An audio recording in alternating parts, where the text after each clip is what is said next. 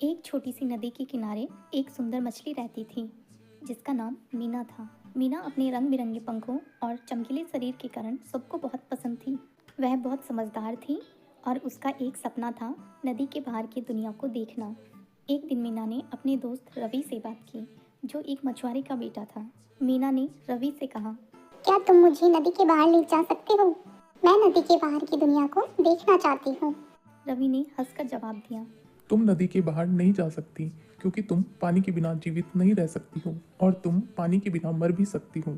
यह सुनकर मीना थोड़ी उदास हो गई, पर फिर भी उसने अभी तक सपना देखना नहीं छोड़ा। कुछ दिन बाद नदी में अचानक तेज बाढ़ आ गई और सारी मछलियां अपनी जान बचाने के लिए किनारे की ओर भागने लगी। मीना ने भी अपने आप को बचाने की खूब कोशिश की, परंतु पानी का बहाव इतना तेज था कि वह अपने आप को संभाल नहीं पाई और बहते बहते एक तालाब में पहुंच गई। तालाब में मीना को नई नई मछलियां और नए नए दोस्त मिले। वहां का वातावरण नदी से बिल्कुल अलग था। रंग बिरंगी मछलियाँ, नए नए पौधे और वहाँ का वातावरण देखकर मीना को बहुत अच्छा लगा। लेकिन कुछ दिनों में ही उसे अपनी नदी की याद आने लगी। मीना ने अपने दोस्तों से कहा, मैं अपनी नदी अपने घर वापस जाना चाहती हूँ। उसके दोस्तों की मदद से एक दिन मीना वापस अपनी नदी में लौट आई।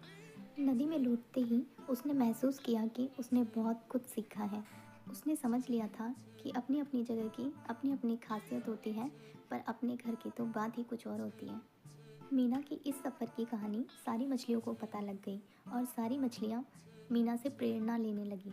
इस तरह से मीना ने न केवल अपने सपने पूरे किए, बल्कि उसने अपने दोस्तों के दिलों में भी एक खास जगह बना ली और वह अब नदी में खुशी खुशी से रहने लगी।